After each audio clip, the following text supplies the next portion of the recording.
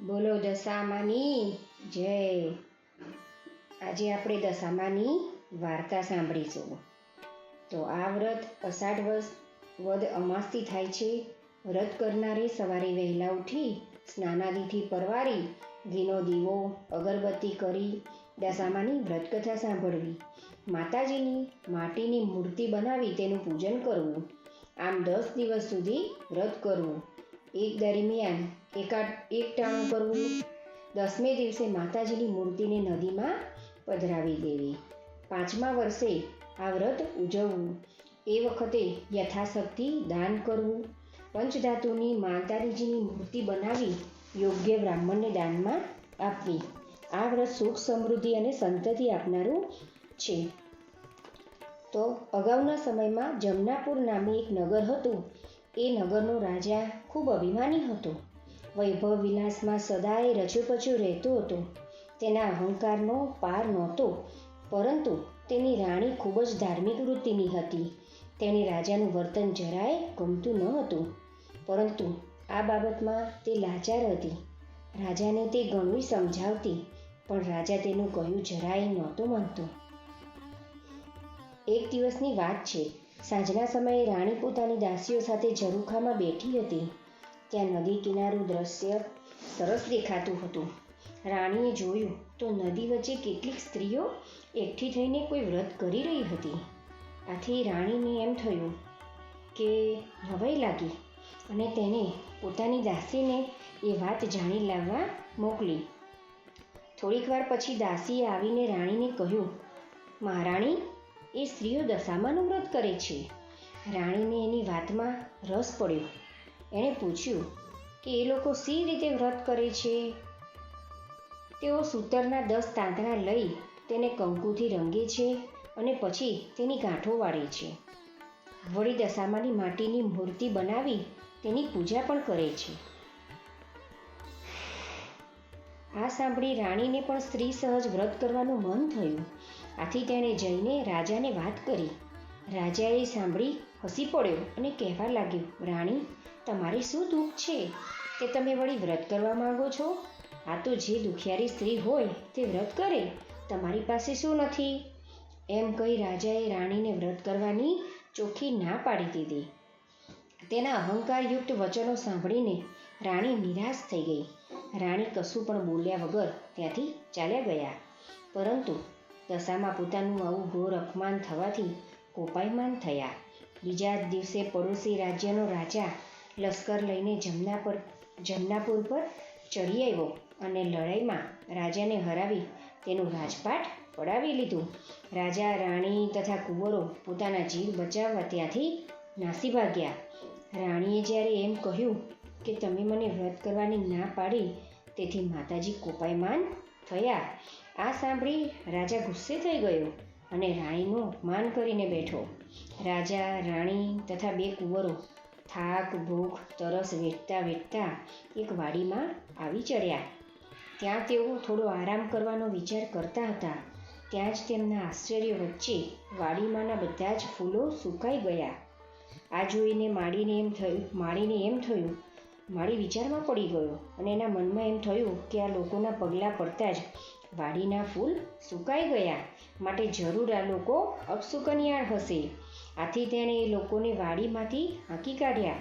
રાજા, રાણી તથા કુંવરો નિરાશ થઈને ત્યાંથી ચાલ્યા ગયા. રસ્તે જતાં તેમણે એક વાવ જોઈ. આથી બંને કુંવરો વાવના પગથિયા ઉતરી પાણી પીવા નીચા વળ્યા. ત્યાં તો તરત જ દશામાએ અદ્રશ્ય રૂપે આ રાજકુંવરોને વાવમાં ખેંચી લીધા. આ દ્રશ્ય જોઈ રાજા રાણી કલ્પાંત કરવા લાગ્યા. પોતાના ફૂલ જેવા દીકરાઓ વાવમાં ગાયબ થઈ ગયેલા જોઈ તેઓ હચમચી ગયા. હૈયાફાટ રુદન કરવા લાગ્યા. રાજા પણ હવે માનતો થઈ ગયો કે જરૂર દશામાં કોપાયમાન થયા છે, તેથી જ આવું બને છે. રાજાએ રાણીને સાંત્વના આપતા કહ્યું, રાણી, તમારી વાત સાચી હતી. આપણા ઉપર દશામાં કોપાયમાન થયા છે, નહીતર આવું ન બને.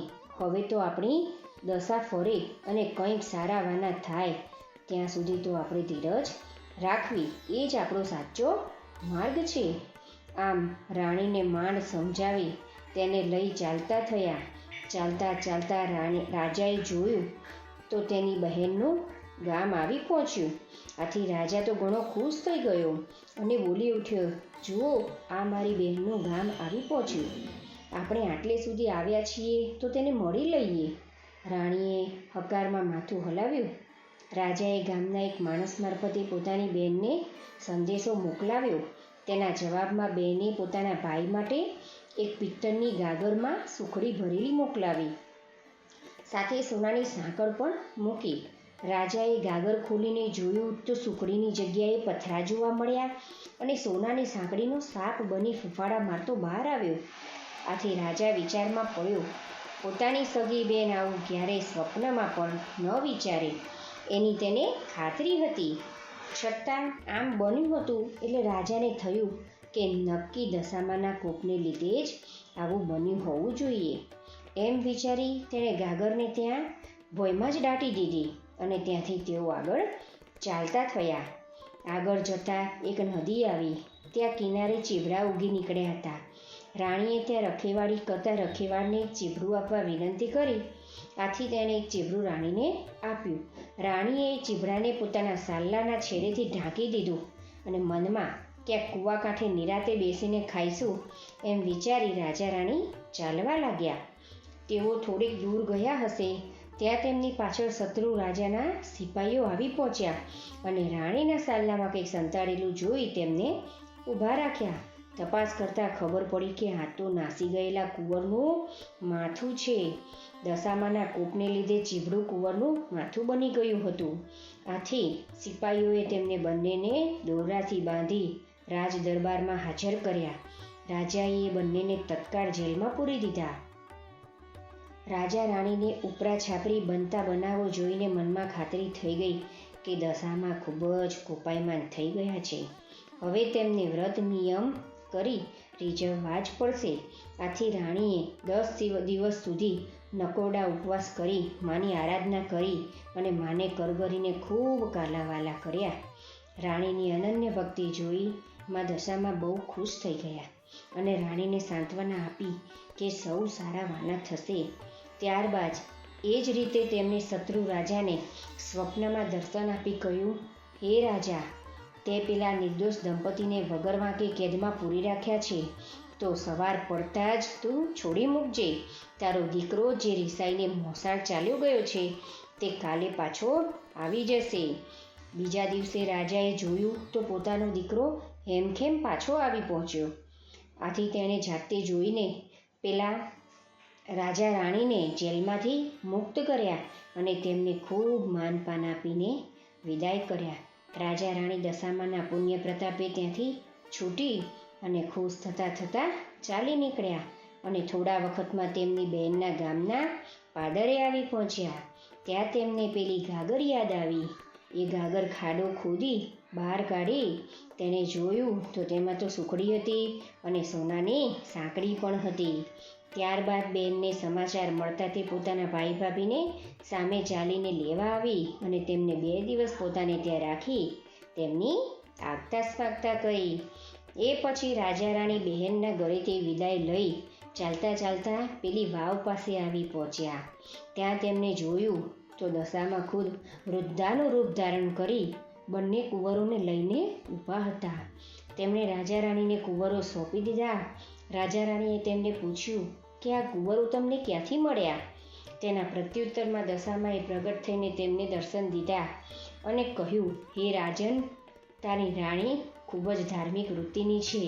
તેની સ્તુતિ અને ભક્તિથી હું ખૂબ જ પ્રસન્ન થઈ છું અને તું ખૂબ સુખી થઈશ.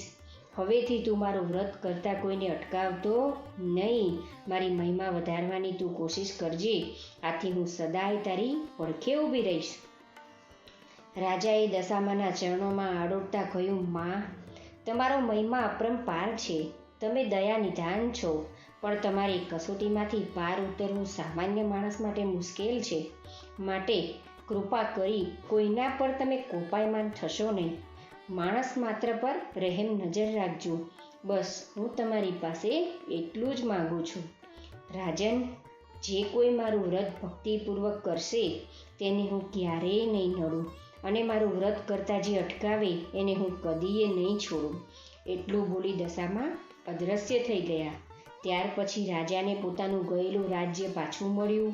તેણે પોતાના રાજ્યમાં દશામાનું મોટું મંદિર બંધાવ્યું અને નગરજનોમાં તેમનો મહિમા વધાર્યો. જય મા દશામાં. જેવા રાજા રાણીને ફળ્યા એવા સૌને ફળજો. બોલો દશામાની જય.